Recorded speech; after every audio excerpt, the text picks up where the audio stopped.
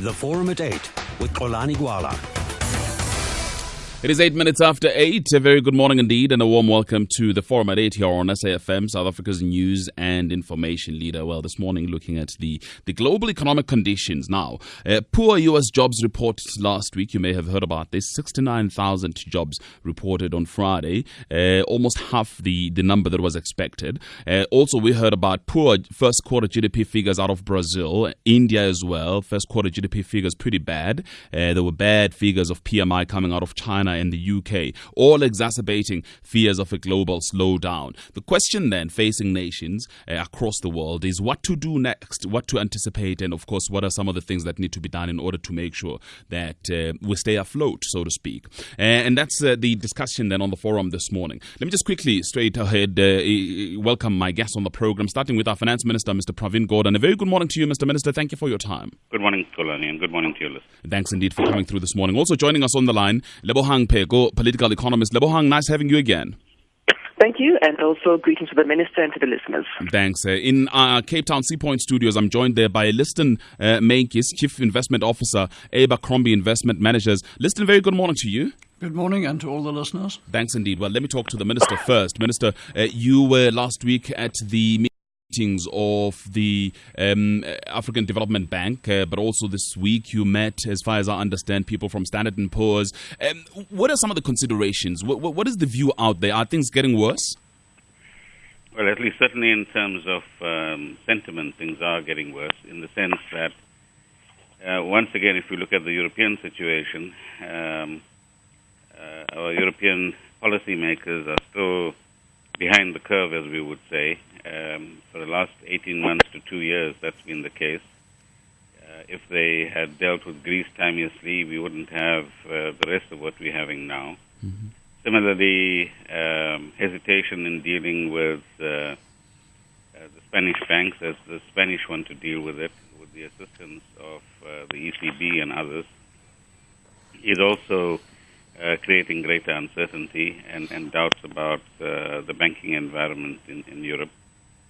And generally, what is happening is what we've always said, that we live in an interconnected world. Mm-hmm. And if you have a big block of the global economy, such as Europe as a whole, forgive me, I'm going to be coughing every now and again. Oh, you picked up some flu in Tanzania. Yes. When you have a big block like Europe being affected as it is, it's going to spread the flu, if one might use that analogy, yes, to the rest of the world. And what we require is more decisiveness, an admission that the current policy mix is not working. And on the other hand, what is encouraging is that there's greater urgency around the European Fiscal Pact. There's now a realization that you can't have country-based regulation of banks. It has to happen at the European level. So now they're talking about a banking union in Europe.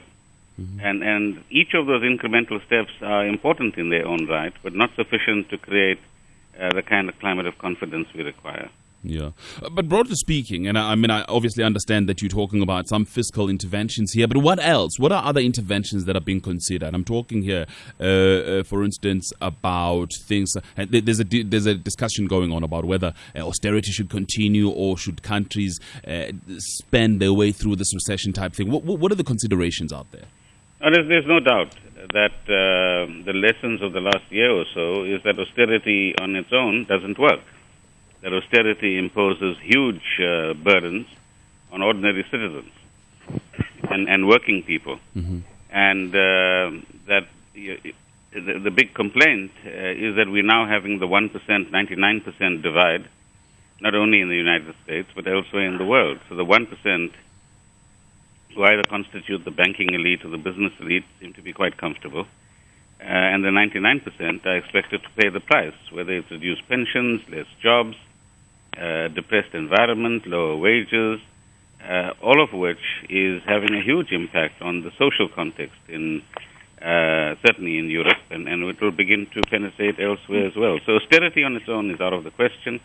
What we require is what we as South Africans and Australians and the United States in particular have been saying. We seem to have lost one of the lines there. Yes, continue, Minister. is that you require a medium-term fiscal consolidation strategy, which means that unsustainable debt is a no-no, but you need to attend to it over the medium term so that you bring it under control.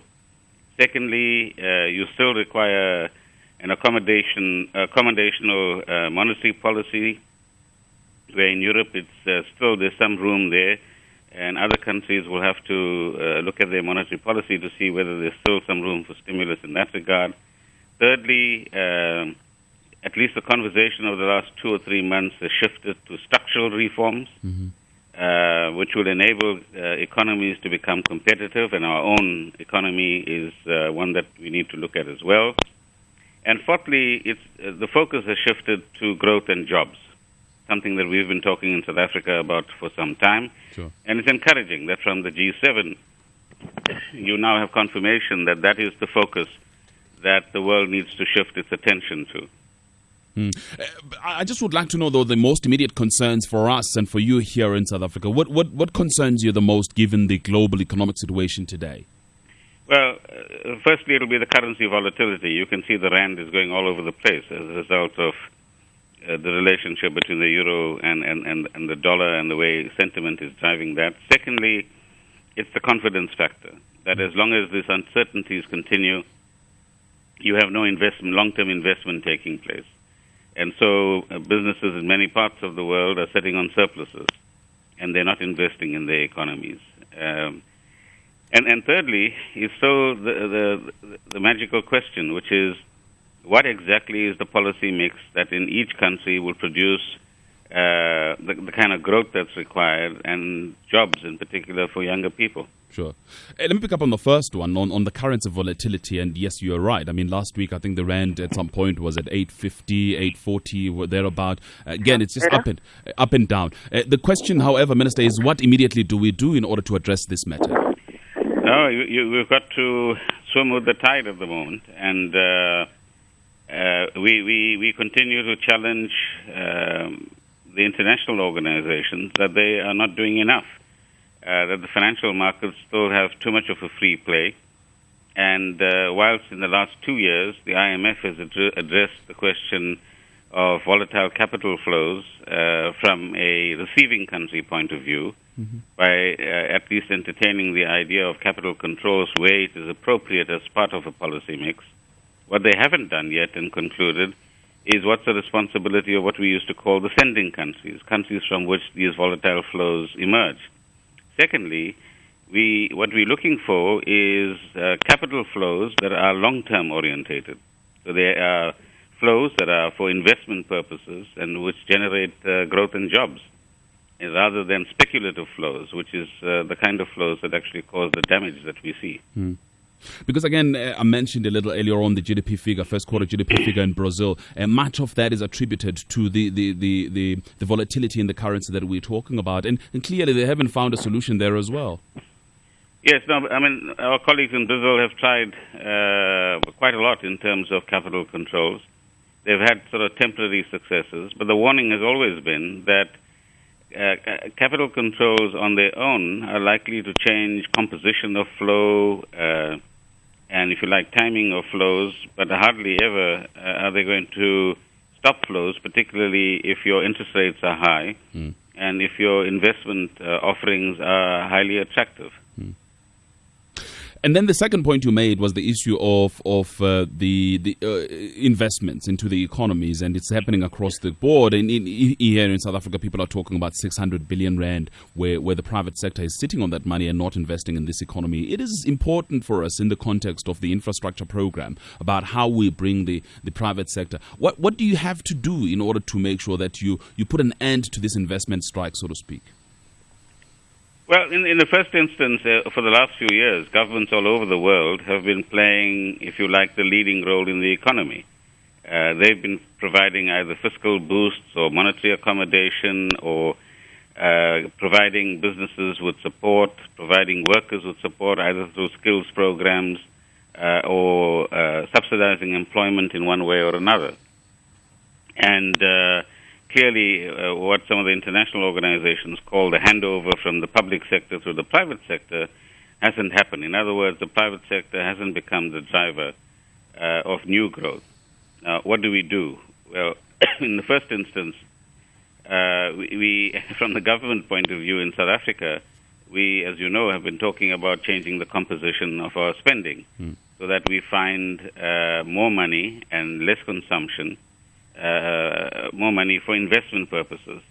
And that'll happen over the medium term, but I think most South Africans in different sectors of our society need to begin to understand that we will all have to share in the sacrifices that we have to make in order to create conditions for more money to be available for investment purposes. Secondly, we also, both as government and private sector and civil society, need to do more and more consciously to create conditions for confidence in our economy and in our society.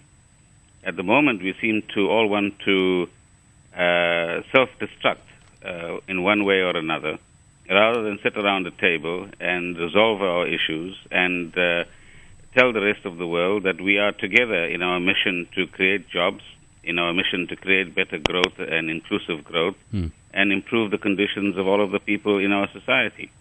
And unless we create the conditions for confidence, people will hold on to their money. The third thing is that the private sector itself shouldn't use either of the first two reasons I've given to resist the opportunities that are available, because others are seeing opportunities on the continent more generally and in South Africa. So we require boldness from our business sector. We require a commitment for the longer term, which is essentially saying for the next 10 to 20 years, there are huge prospects on the continent, even if we have the problems in Europe. And so we need to make a more determined effort from the business sector, which is 70% of our economy, to drive a innovative, creative, and bolder path of investment and growth. Sure. And I'm going to bring in my other guests again in a second. But just in reference to that, there's a very interesting interview. I don't know if you've seen it in today's Financial Times with Justin Yefulin, the World Bank chief economist. He's talking exactly about some of the initiatives that have been taken here in South Africa. For instance, he says a large investment in developing country infrastructure could support demand in the world economy and also buy time for Europe to reform, says this outgoing chief economist of the World Bank.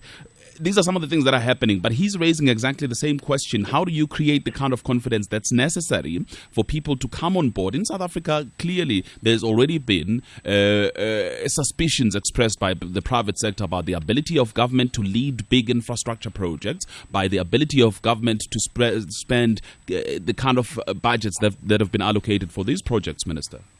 Well, look, on the question of spending budgets, we require a bit of historical perspective and proportionality. We need to constantly remind ourselves of two things. One, that we are an 18-year-old democracy, and that for about 15 of those 18 years, we've been working with a new democratic state. We're not working with an old established state. And state building is a centuries-long task that lies ahead of us.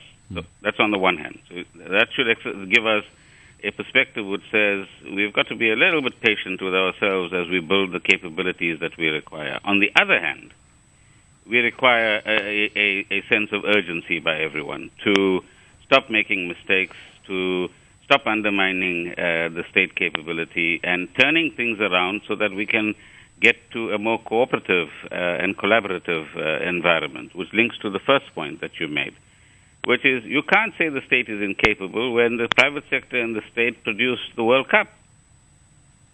Right? We have a formula. The formula has worked.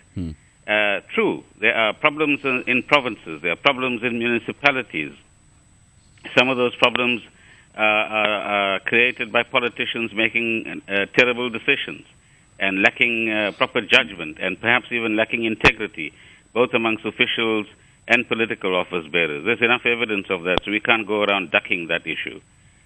We need to solve those problems. But that's not the majority scenario at this point in time. But is it not, Minister? Because most of these projects, if you look at the dams, if you look at roads and so on, they should be or will be headed by municipal level authorities, and those are the critical authorities in this regard. If they make the kind of mistakes that you say they are making, perhaps then these projects won't succeed. No, but you see, if you take dams and the major water resource networks that have to be created, we have an organization called the TCTA, Trans-Caledon Tunnel something Authority, and it has demonstrated remarkable ability over the last years to actually deliver quite efficiently, with one or two mistakes here and there, on bulk water infrastructure. We have Sandrail, which has demonstrated, notwithstanding the saga around the tolls at the moment, the ability to build thousands of kilometers of quality, world-class roads, which we today enjoy as motorists and as business, whose freight moves along those roads as well. We have Transnet. Despite all of its difficulties, it's beginning to get its act together. It is trying to invest hugely in improving the logistics of our economy, which has been a major bottleneck in our economy as well. We have Eskom. It at least still operates our energy system. The mistakes we made were not making decisions at the right time to build new power plants. We've made the decisions. The plants are being built. There are slight delays. So we do have institutions at work, and we need to create more institutions at work at a provincial and local level. And the private sector needs to do two things. One, it obviously is looking for business opportunities at these levels. But secondly, those business opportunities can't be only on an extractive basis. I want to make my profit and run. It also has to have this historical perspective I mentioned earlier on, which is invest in building the capability of the state. And the corruption and so on that goes on is not just one for which a particular political party or government can be blamed, because on the other side of any of these transactions are business people. All right. Let me bring in my other guests, if I may, here, Minister. Let me go to Liston Mankis in Cape Town. You've heard what the Minister has got to say here. Let me just give you a hypothetical situation. Then if you were to make an investment on any of the projects that have been identified as part of the infrastructure program for the next couple of years here in South Africa, what would be the main consideration for you, Liston? Well, I have absolutely no doubt that it's return for risk. And again, if the project risk is that it may take a lot longer than we assume, then we obviously have to take that into account. But I just want to come back to the point that the Minister was making. He was saying, there isn't a sense of urgency. And I honestly think that this is one of the biggest problems facing South Africa at the moment, is that there is no sense of urgency. But it gets back to, what are we trying to achieve? And certainly we need infrastructure, and certainly we need jobs. Now, if every decision that is being made, whether it be in government or in the private sector, is weighed up against those two objectives, will this increase employment and will this get us to a better infrastructure, then I think we're all heading in the same direction. But what I do tend to find, and again, you can't blame people because we have gone through a global financial crisis, and we can discuss that at great length, the reasons therefore and ways out of it. But looking at the South African situation, there is absolutely no doubt that we could start any number of building projects almost immediately, given the slack in the economy, and in particular amongst the building and construction companies. You don't have to be a genius to have a look at the profitability that they're showing, and I do take the Minister's point. We are able to do it. We have fantastic civil engineering. We can do this, but I think it calls for spending from government. But it comes back to the same problem, and it doesn't matter whether it's a private enterprise at the banking level saying, but we don't have the money to do this, it's too risky, or the government saying, our tax receipts aren't as good as they were. We can't undertake that. If we undertake more borrowing, we'll get a downgrade from S&P or Moody's. So everybody is in a situation, and I can honestly give lots more anecdotal evidence of this, where decision makers sit around a table, they get all the information, and then they say, well, there might be more information, so I think we'll just delay this. The sense of urgency is the answer. That's interesting. But let me understand you correctly. Are you suggesting that the reason why the private sector in this country is sitting on the 600 billion rand that I spoke about is simply because they see more risk as opposed to rewards in investing in this economy? Oh, absolutely. I know we're just having a big lekgotla on mining right now, and I'm very encouraged by the words that are coming out of that. But you can't say to mining people, please get on and create new mines. And by the way, where are the 5 new mines that we created this last year? I don't see them. Australia is having to change their immigration policy because they're so short of miners. And in South Africa, we're on strike. We've got mine stoppages. And I understand all of the background to that. But you can't at the same time put a chain around somebody's ankle and then say, please run the 100 meters. You have to say, my job is to train the athlete. And I do believe at the bottom of all of this, it gets back to what is the role of government. And I want to put this on air if I may. And that is to say, it is not the job or the duty of government to create jobs. It is the duty of the government to create job creators, and the way to do that is to create an environment which is conducive to allow that. If in that way, or they have to make certain regulations that may be not internationally acceptable, and here I'm going back to Basel III, where suddenly our banks now have to hold more capital at a time when capital is short. Nobody's lending because they can't, because they've got to get their ratios in line. So there's an awful lot wrong that doesn't have to be wrong, in my opinion, and I think we can address it if we all aim in the same direction and weigh it up against, will this create jobs? No. Will this create infrastructure? No. Right. Don't go there. If it will, go there, but please go there fast. Let me get a quick response from the Minister, because clearly there are policy uncertainties here, Minister. In what regard? In regard Basel III, for instance. I mean, do we need that, or is it something that should really be a regulation for Western banks? Our banks are said to be well regulated, but we allow Basel III, and therefore people aren't borrowing or lending money simply because they're worried they have to keep a certain ratio of liquidity. Yeah, no, let's just remind ourselves that Basel II and III have arisen from the crisis. You're correct that these are largely directed at the big what I call SIFIs, the systemically important financial institutions on a global basis. And on the question of capital, most South African financial institutions do fairly well. It's on the question of liquidity that we have some challenges because of the character of our own economy. And we and the South African Reserve Bank have made any number of representations, which we will continue to make, to have a different dispensation which doesn't impose those sorts of global standards in South Africa and create new difficulties for us. So I think that those are manageable issues, but the balance in life that we have to keep is, on the one hand, recognize that banks have to play a very important role in the real economy, not just for themselves. And secondly, that the DNA of the DNA of banks and bankers might tempt them to start doing things from time to time, and therefore, we have to make sure the regulatory environment is at the right level. Sure. Minister, let me stop you because I need to take the headlines. But I think we still need to respond to Liston's main point of argument, where he says that clearly there are uncertainties, and that is why people are not investing in this economy, because they see that rewards aren't equal to the risks that they are taking. How do we make sure then that there's that settlement of those fears? But let's take the news headlines now. We'll also, by the way, hear from Lebohang Pheko, who's also on the line for us. The Forum at 8 with Xolani Gwala.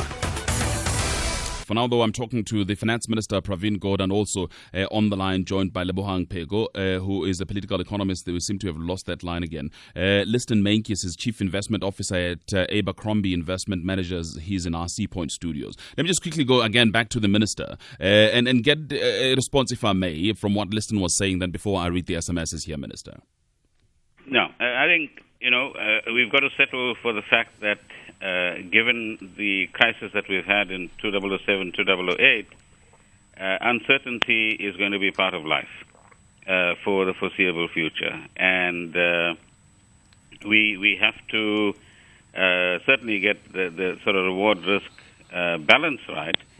But you have many examples around the world, both in the corporate sector and in the government sector, which indicate that if you become too risk-averse, you in fact damage your long-term prospects. So there are major corporations like Sony or Nokia or whatever, who, not necessarily because of risk-averseness, but lack of boldness and innovation, having been leaders one day in history, begin to fall behind. And on the other hand, if you become too reckless about risk, then that begins to have the opposite effect as well. So is the prospects in our immediate environment a reasonably attractive one? It definitely is. Other people think opportunities on this continent, there's no doubt that they are. Is that opportunity just a one-day flash in the pan, or is it a long-term opportunity? It definitely is a long-term opportunity. So, and there are huge things that we need to do in terms of regional integration, in terms of creating new types of value chains, industrialization on the African continent, construction projects galore, wherever you want to actually find it, and government and the business sector and other sections of the population need to work together to see that we get these opportunities coming our way. So uncertainty is going to be there. Go to most business schools today, they're probably teaching courses on how do you make decisions in an uncertain environment.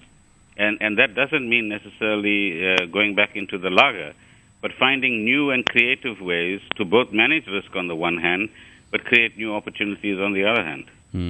Let me go back again to Liston. How do you respond to what the minister is saying? But also, I think by the way, my lines are open, 0891 104 208, 0891 104 208 if you want to weigh on this discussion.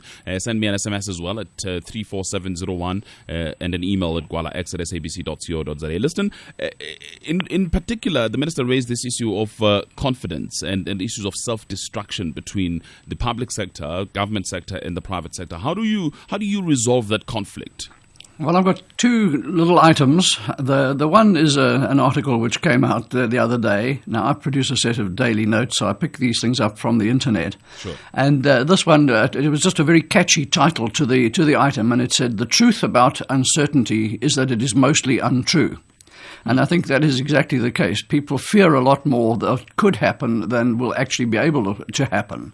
But again, it gets back to that kind of planning phase where you're saying, what if Greece defaults? Well, we don't know whether it will or it won't. If it does, leaves the euro.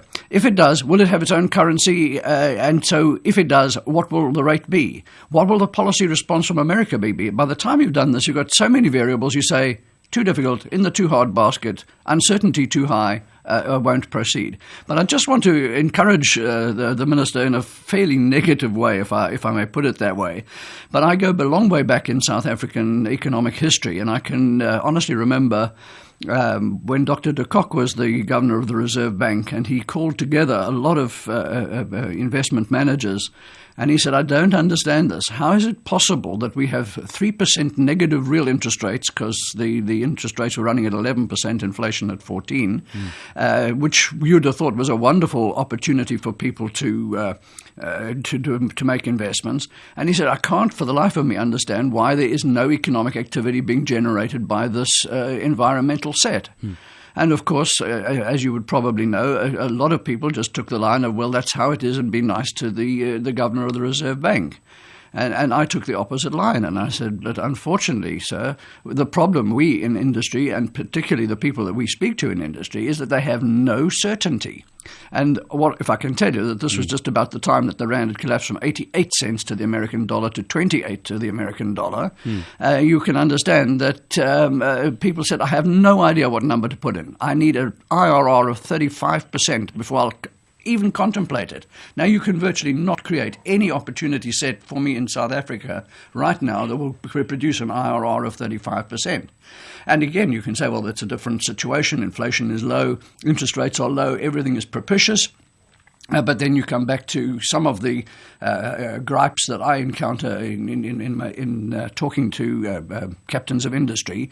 And again, if you read a number of the company reports, they will tell you about the challenging environment. Now, I think that is, sort of sugar-coated wording for saying that the government is not providing a friendly environment for our athletes. We really do need, not just the coach to say, now get on the field and run. We need him to say, but have you got the right diet? Are you taking the right gym things to get the muscles correct? We really need that kind of interaction. Sure. All right, let's get the coach then to respond. Coach?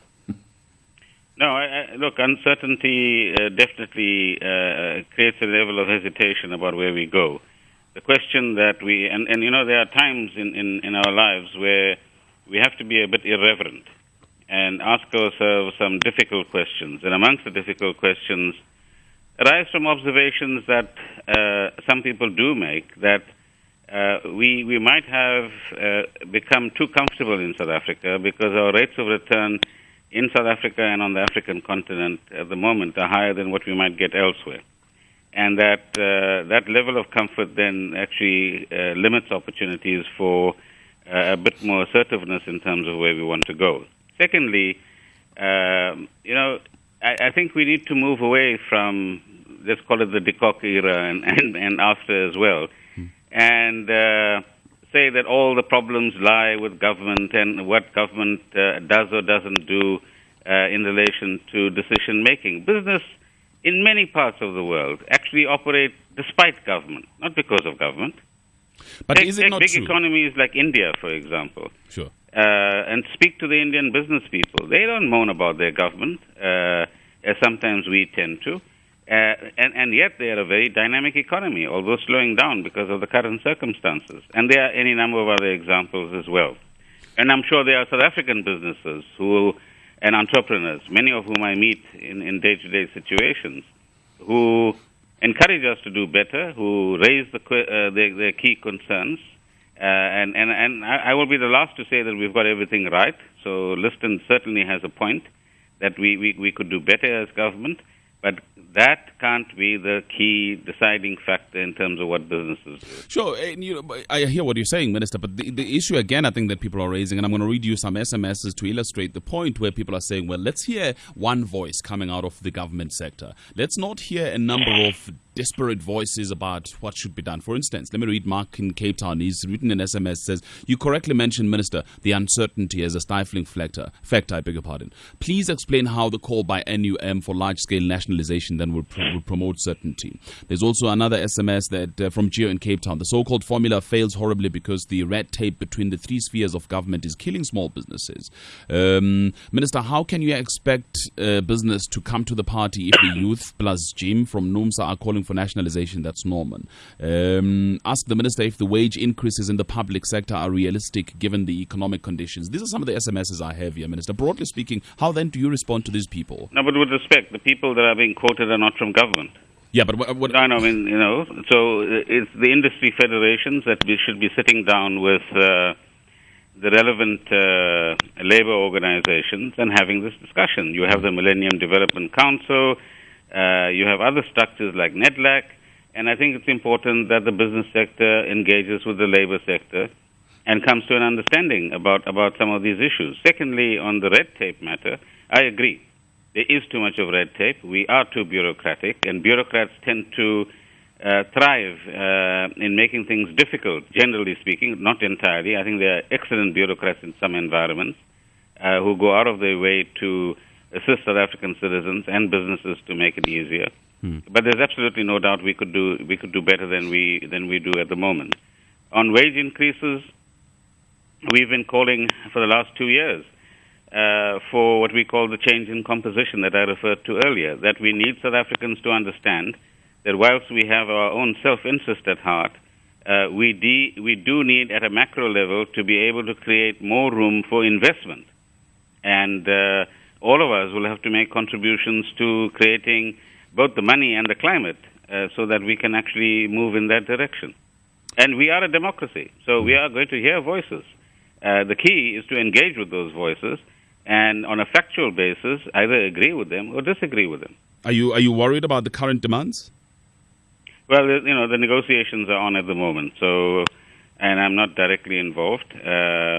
So we hope that we have this consciousness of a global environment, like you've been pointing out, and our own South African environment and the shifts that we need to make, and that all the parties will try to come to a conclusion on a constructive basis. All right, let's take some calls here. Let's go to Richard in Durban first. Hello, Richard. Xolani, good morning, and thanks for taking the call. You're most welcome. And good morning to the Minister and your guest. Good morning. Xolani, I'd like to pick up on a point which your economist made over there with regard to the situation in the bad old days when de Kock was Reserve Bank chairman. We are a company based in Durban, and we are involved in the aviation industry. And we, amongst other things, are at the moment capitalizing the development of some industrial parks and industrial development in the aviation industry in the Pietermaritzburg area. And, one of the things that we have over there is a project which is worth a huge amount of local GDP. But in looking at funding for certain elements of the project, we've worked with people like the IDC. We currently are fortunate to have some funding from another government department, but that's on the technical development side. But the IDC looked for an internal rate of return of between 30 and 35% before they would even look at projects nowadays. Now, surely in the current economic climate, we were looking to encourage and to move towards longer-term visions in terms of economic growth and industrialization. There's particularly, high-level stuff in the aviation industry. Surely there should be another look at the facilitatory role which IDC, for example, can play in this. I mean, it's totally negative. The approaches one makes to them result in, for example, a 6-month due diligence process. And at the end, as one of you guests said, no business today, particularly those that are startups, is going to show an IRR of 30-35%. No, that's very true. Richard, I'll ask my guest to respond to that in a minute. Thank you for your call. Let's go to Gerald, also in Durban. Hello, Gerald. Morning, Zolani. Morning to the Minister. Welcome, Gerald. There are two similarities I'd like to draw between our economy and the European economies. One is the belief in Europe that you could go out and promise the electorate heaps of social services with low taxes, and someone else was going to pay for it. And these social services were free, and the way they paid for it was via borrowing. Here, we're offering heaps of social services. We might not be borrowing to the same extent, but the governments basically use that as an election ploy, and that's an election ploy used by politicians in Europe that have got them into the crisis they're in. The second similarity is between our economy and Greece. Greece's economy is described of one of corruption and patronage, and without a tax base. Now, the only difference between our economy and the Greek economy is that we still have our tax base intact. But with the current government, which, again, clearly is on record as the most corrupt government that we've ever had in this country, that tax compliance ain't going to last. And when it falls apart, this country will be finished. So I would seriously say to the Minister, he needs to take heed of what Patrick Craven said this morning, that unless government addresses corruption once and for all, and it goes to the highest level of government, it goes to the President's family, this country will be in serious trouble. Standard & Poor's will continue to downrate us. Okay. Can I take on Gerald's comments while he's on the line? And let me say respectfully to Gerald, firstly, thank you for raising those questions. And secondly, please, be a bit impartial in what you say. Certainly, I myself and many others in government have said far more vociferously than Patrick Craven that we need to root out corruption in any form whatsoever. And what we want is South African citizens to join us in doing that and make this a social issue in as much as we made tax compliance a social issue. Secondly, Gerald, I don't think we know enough about past governments in the public domain to be able to say that this is the most corrupt government we've ever had. You've had massive corruption during the apartheid era. Corruption in relation to pension funds, in relation to ministers buying all sorts of farms and properties and so on. And we haven't even started getting to the bottom of that at this point in time. Just that at that point in time, because of the repression that we had, nobody could talk about corruption. I mean, apartheid itself was a corrupt system. And I think it's a bit rich to call this the most corrupt government. But at the same time, where I agree with Gerald, is we need to all fight corruption in every form that we find it. May I just respond quickly, Tolani, to his other one point? Minister, can I respectfully answer that? Yeah, sure. Basically, we're in a democracy now. What has happened in the past is in the past. Like what happened in the past, it was mainly controlled by muzzling the press, which this government is now attempting to do. This government's attempting to muzzle the press because it's exposing corruption. And, leadership comes from the top. So when the president leads and the government leads, the rest of society will follow. No, but Gerald, with respect, are you calling all of us in government corrupt? You can't. No, I'm not No, calling all that's in how you government. come across. With great respect. You cannot do that. We have hard-working, honest people in government who are trying their best. Every single week in the Sunday papers, there's some article on some government corruption at the highest level. No, that might be fine, but you cannot still call all of us corrupt. I'm not calling all government. I'm saying this is the most corrupt government in this democracy.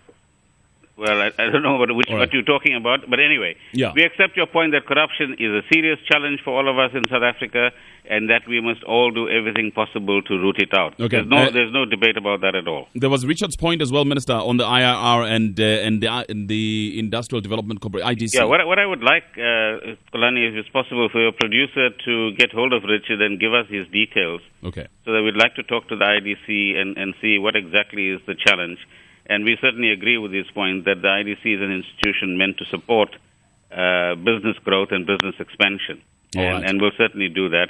In relation to Gerald's other points that about borrowing to meet requirements for social services, I think as a government we're quite clear that whatever we do on the social services side, in as much as on any other side, has to be on a fiscally sustainable basis. Okay. And I think we've demonstrated that for many years now as a government. Right. In relation to South Africa and Greece, we are a very different story. Okay, let's go to Roy in Durban now. And by the way, I'm not sure if the producer took down Richard's number. If he hasn't, Richard, please call me back, 0891 104 208. Roy, good morning. Good morning. Hi. I heard the Minister mention Eskom earlier. And before I start, let me say I have great admiration for our Minister and for Trevor Manuel before him. I think they tried to run honest finance departments. But what I would say about Eskom, and I'm sure it's not Pravin Gordhan's fault at all because he wasn't even in the chair at that stage, but when the corrupt apartheid government, as it's been called, handed over, the Eskom had plenty of spare capacity. Then we went on a drive to hook up all the townships and that, and for 10 or 15 years, no power stations were built.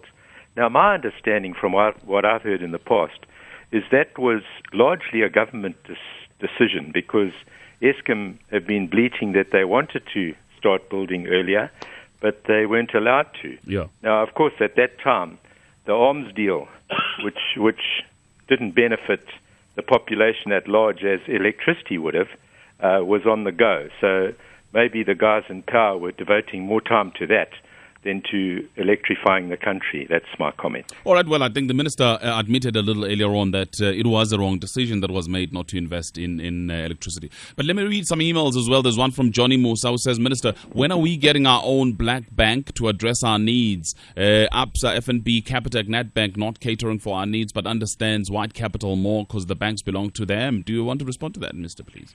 Well, certainly there's still a big divide between what South Africans need and what our banking institutions might be doing. And that's why we've been working for many years on the Financial Services Charter. There's been some movement over the last 5 or 6 years. There's still more that the banking and financial sector more generally needs to do. And we certainly hear people like the person who SMS'd to say that we need to find new ways of accessing capital in South Africa. Listen, let me go back to you because one, of course, I hear your concerns about certainty that will make sure that investors see reward for the risk that they take. What else needs to be addressed as we wrap up here, Liston? Well, if I can give a quote, and it's not mine, it actually comes from Iraj Abedian, and I'd like to make the point that it is his. And it was a few years back, and so it may have changed a little bit. But essentially he says, if you look at the South African economy, it is 2/3 first world and 1/3 a third world. And the population is exactly the other way around. Now, somewhere along the line, that is the gap that has to be closed. Gee, I wonder where we start.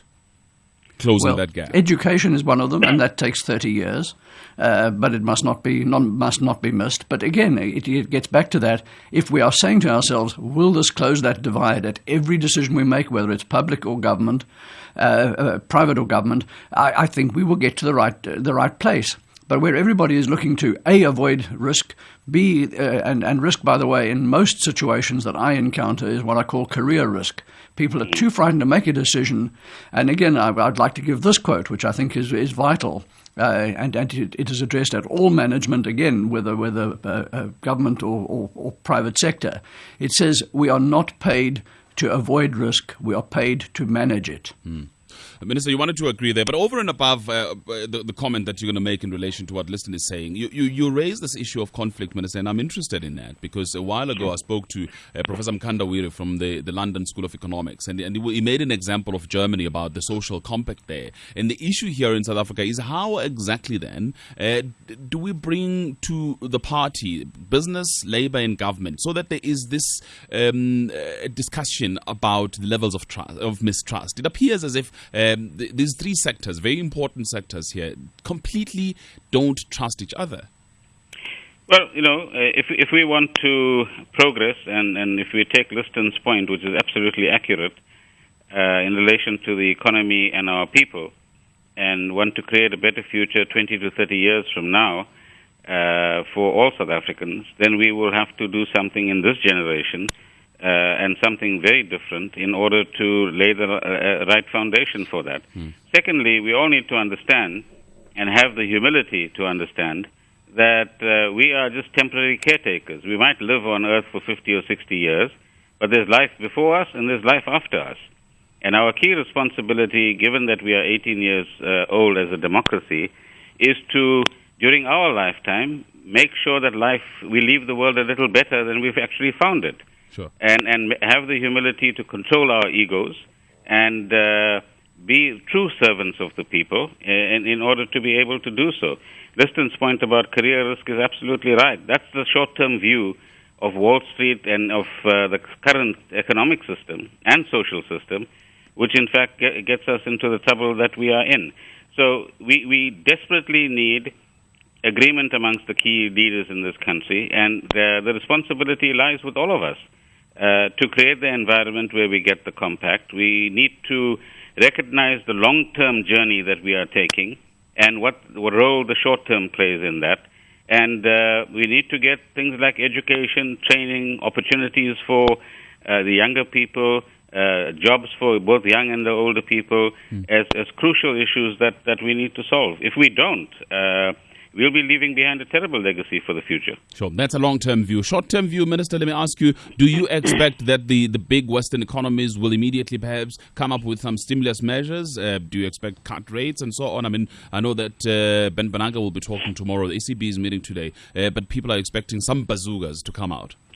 Well, the fact that the G7 finance ministers had a chat yesterday means that they are getting impatient with the rate of developments in Europe.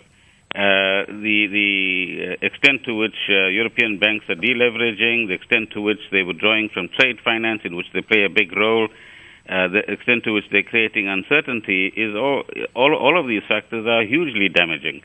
And we hope that sooner rather than later they make up their minds about whether it's the banking union, the fiscal union, but more importantly, resolve issues as they arise, as opposed to kicking for touch, which is not helpful, not only to themselves, but to the rest of the world as well. All right. Minister of Finance, Pravin Gordhan, I thank you very much for spending an hour with us here on the Forum at 8. But I also thank Liston Menkes, Chief Investment Officer, Abercrombie Investment Managers, joining us from our Sea Point studios in Cape Town. A little earlier on, we had Lebohang Pego, difficulties with the line there, political economist. Certainly apologize to her for that poor quality of that line. I thank the team as well, our producers, Misho Shandlale and Wisane Makubele. Technical producer today, President Machaya. Senior producers, Lungile Mabaso and Chili Chibase, Forum at 8 producer Jake Mukoma, Chief producer Butsi Lukoto, Executive producer Bruce Chia and Busi Chana. Olani Gwala will be back again for you 6 to 9 tomorrow. For now, though, it is 9 o'clock and that means time for Morning Talk. Cheers from us.